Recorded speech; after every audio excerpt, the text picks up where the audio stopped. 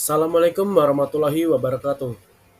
Halo guys, di sini saya akan menjawab beberapa pertanyaan yang telah diberikan untuk sebagai menuntaskan ujian akhir semester saya. Sebelumnya, perkenalkan, nama saya Laksmana Lakumazendra dengan NIM 415211200002. Saya dari Fakultas Ilmu Komputer dengan prodi Teknik Informatika dari Universitas Mercu Buana. Pada pembahasan kali ini terdapat 3 bahasan. Yang pertama itu pengantar arsitektur komputer. Yang kedua, sejarah teknologi komputer. Dan yang ketiga, merupakan konsep people line. Masuk pada bahasan yang pertama, yaitu pengantar arsitektur komputer. Arsitektur komputer. Komputer merupakan sebuah perangkat elektronik yang mampu mengolah, menyimpan, dan memanipulasi data. Kita juga telah mengetahui bahwa komputer mampu digunakan untuk mengetik, bermain game, berselancar di web, dan lain sebagainya. Dahulu, komputer hanyalah sebuah alat untuk perhitungan aritmatika, dengan ukuran yang sangat besar dan berat, serta tidak secanggih komputer era sekarang. Lalu, apa yang dimaksud dengan arsitektur? Arsitektur komputer adalah suatu konsep tentang perencanaan dan struktur pengoperasian dasar dari suatu komputer, atau bisa dibilang sebuah seni untuk merancang atau membangun komponen-komponen komputer atau hardware sehingga menjadi komputer yang serbaguna untuk segala keperluan. Perkembangan dari arsitek komputer dari masa ke masa pun dimulai pada tahun 1950 hingga 1960. Arsitektur komputer adalah suatu komputer aritmatik. Lanjut pada tahun 1970 hingga pertengahan 1980, arsitektur komputer adalah suatu desain instruksi untuk suatu kompiler. Lalu pada 1990, arsitektur komputer adalah suatu bentuk desain CPU, sistem memori, sistem input dan output, multiprosesor, dan network komputer. Dan pada tahun 2010, arsitektur komputer adalah suatu sistem yang dapat beradaptasi sendiri, struktur yang dapat mengorganisasikan sendiri, dan sistem DNA. Lalu kita masuk pada bahasan yang kedua, yaitu tentang sejarah teknologi komputer. Kilas balik dulu, pada semenjak zaman dahulu, bahkan pada zaman-zaman kuno, suku-suku paling primitif pun telah menggunakan perhitungan yang rumit atau kompleks untuk kebutuhan pertanian, perniagaan, dan navigasi. Tentu untuk melakukan perhitungan-perhitungan tersebut, kita membutuhkan sebuah alat hitung. Nah, alat hitung ini yang akan menjadi cikal bakal komputer di masa depan. Yang pertama ada abakus. Abakus merupakan salah satu alat hitung paling awal yang digunakan manusia. Asal muasal dan tahun ditemukannya juga tidak jelas. Namun, abakus telah digunakan pada masa Yunani kuno. Alat ini mirip seperti sempoa. Lanjut, yang kedua ada Pascalin. Pascalin merupakan alat hitung yang ditemukan oleh Blaise Pascal pada tahun 1642 di Prancis. Pascalin ditemukan oleh Blaise Pascal untuk membantu pekerjaan ayahnya sebagai penghitung pajak. Pascalin merupakan alat hitung pertama yang dapat bertambah dan mengurang. Lalu yang kedua ada Jacquard, merupakan sebuah alat hitung yang berevolusi dari sebuah mesin. Mesin tersebut adalah mesin tenun yang diciptakan oleh Joseph Marie Jacquard pada tahun 1801 di Prancis. Lalu yang ketiga ada different engine. Alat hitung ini ditemukan oleh Charles Babbage jauh pada abad ke-19 sebelum masuknya alat elektronik. Lalu yang terakhir ada tabulating machine. Herman Hollerith adalah orang pertama yang membangun pemrosesan data. Pemrosesan data ini bertujuan untuk menghitung sensus penduduk di Amerika pada tahun 1890.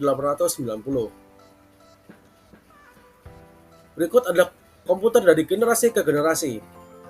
Yang pertama adalah generasi 1, dimulai pada 1946 dan 1959.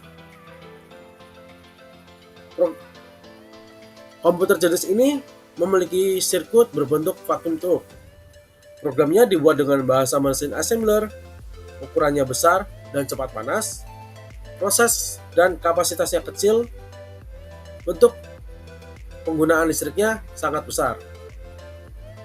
Lalu yang kedua ada generasi 2 pada 1959 hingga 1964.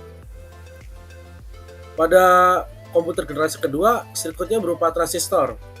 Sudah ada sistem operasi, munculnya COBOL, Fortran, dan Algol.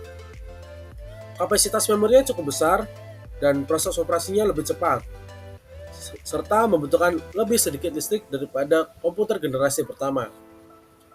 Lalu yang pada komputer generasi ketiga pada 1964 hingga 1970. Pada komputer jenis ini sudah menggunakan IC atau Integrated Circuit sehingga membuat prosesnya lebih cepat. Lalu kapasitas memorinya juga lebih besar, listriknya hemat, ukuran fisiknya lebih kecil, dan mulai muncul software. Lalu muncul komputer generasi keempat. Nah, karena pada generasi ini sudah muncul IC, maka perkembangan komputer menjadi jelas, yaitu untuk mengecilkan ukurannya. Pada komputer jenis ini menggunakan Large Scale Integrasi atau LSI. Lalu sudah muncul mikroprosesor, yaitu penggabungan seluruh komponen komputer menjadi satu. Lalu pada generasi keempat sudah muncul personal komputer atau PC. Ini merupakan PC jenis Apple II. Lalu pada komputer generasi kelima, komputer pada generasi kelima telah menggunakan mikroprosesor berteknologi ULSI. Lalu pada komputer generasi ke-6, dengan cepatnya perkembangan komputer sekarang, rasanya cukup sulit untuk membayangkan seperti apa bentuknya di masa depan.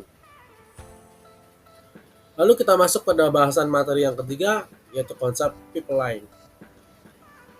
Secara harfiah, pipeline merupakan sebuah teknik yang digunakan untuk melakukan beberapa komputasi yang berbeda dalam satu waktu secara bersamaan.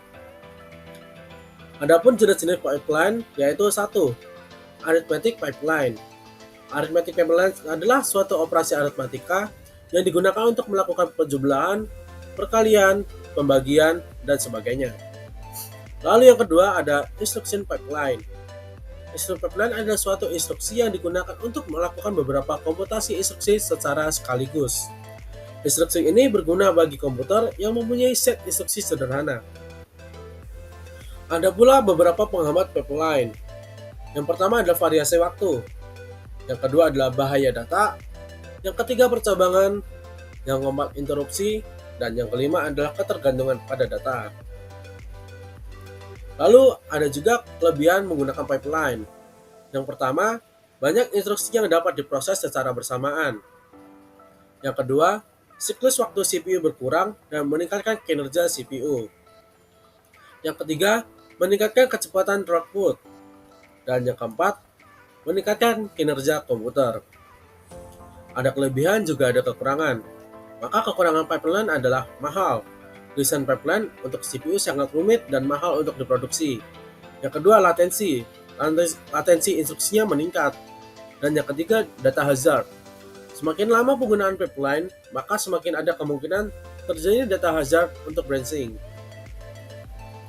Lalu, kita masuk pada bahasan yang terakhir, yaitu pendalaman soal. Pendalaman soal di sini berbentuk pada konversi angka biner dan perhitungan aritmetika lainnya. Yang pertama adalah perhitungan dari desimal, kita ubah bentuk ke binary. Nah, pada soal kali ini, kita disuruh untuk mengubah desimal 90, 106, dan 18 menjadi bilangan biner. Untuk mengubah bilangan desimal menjadi biner, kita harus menggunakan pembagian 2, yaitu basis biner. Contohnya adalah, yang pertama, 90 dibagi 2, sama dengan 45. Sisanya 0. Nah, yang kita ambil nanti adalah sisanya, yaitu 0.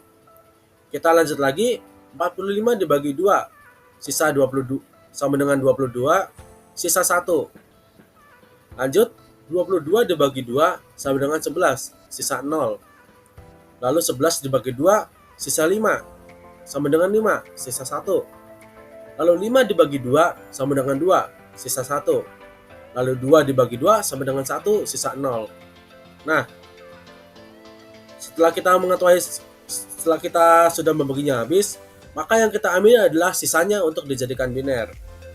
Sehingga biner pada 90 menjadi 101, 1010, yaitu kita ambil dari sisa paling belakang dan kita mulai dari bawah. Lalu dengan cara yang sama, kita mengubah bilangan desimal 106 menjadi biner dengan cara yang sama. Sehingga sisanya menjadi 1101, 010. Kita mengambil pada sisa hasil baginya. Lalu pada desimal 18 juga sama, yang kita ambil adalah sisa baginya, sehingga biner 18 menjadi 10010.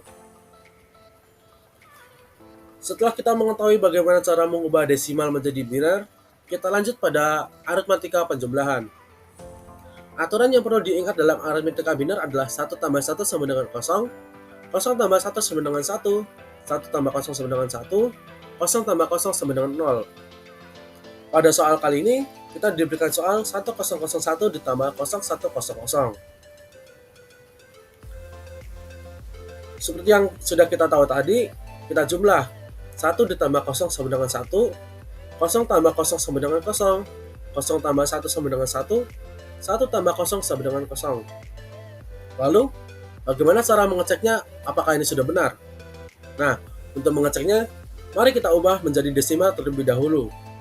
Kan tadi untuk mengubah desimal menjadi biner, kita harus membagi 2. Untuk biner menjadi desimal, kita harus mengkonvertnya dengan 2 pangkat n, di mana n merupakan banyaknya jumlah biner. Seperti contoh ini. 1101, yaitu menjadi 1 dikali 2 pangkat 3, ditambah 1 dikali 2 pangkat 2, ditambah 0 dikali 2 pangkat 1, ditambah 1 dikali 2 pangkat 0. Sehingga hasilnya menjadi 8 ditambah 4 ditambah 0 ditambah 1 sama dengan 13. Dengan cara konvensi yang sama, biner 1001 sama dengan biner 9, biner 0100 sama dengan biner 4, dan 9 ditambah 4 sama dengan 13. Hasilnya sama bukan? Lalu untuk soal yang kedua ada 16 ditambah 5 sama dengan 21. Nah, karena itu terlalu mudah, kita harus menjadikan biner terlebih dahulu. Biner 16 adalah 001, 0000. Biner 5 adalah 0000, 0101. Lalu kita jumlah seperti tadi, dan apabila kita cek seperti perhitungan ini, maka hasilnya sudah pas 21. Lalu pada aritmatika selanjutnya adalah pengurangan. Dalam pengurangan, kita juga mempunyai aturan. Aturan dalam pengurangan adalah 1 dikurangi 1 sama dengan 0, 0 dikurang 1 sama dengan 1, 1 dikurang 0 sama dengan 1, 0 dikurang 0 sama dengan 0. Pada perhitungan kali ini, kita akan menghitung nomor 1, yaitu 100 dikurangi 10100. Nah, untuk perhitungan biner, agar lebih mudah, kita harus melengkapinya menjadi 8 biner. Untuk melengkapinya, kita taruh angka 0 sesuai jumlahnya di depan bilangannya, sehingga menjadi seperti yang ada di PowerPoint. Setelah kita kurang, 0 dikurang 0 sama dengan 0, 0 dikurang 0 sama dengan 0, 1 dikurang 1 sama dengan 1, 0 dikurang 0 sama dengan 0. Nah, pada kasus kali ini, kita harus meminjam 1 untuk mengurangi angka 1 di bawahnya, sehingga 0 dikurang 1 menjadi 1, karena depannya sudah dipinjam, maka 0 dikurangi 0 sama dengan 0, 0 kurangi 0 sama dengan 0, dan 0 kurangi 0 sama dengan 0.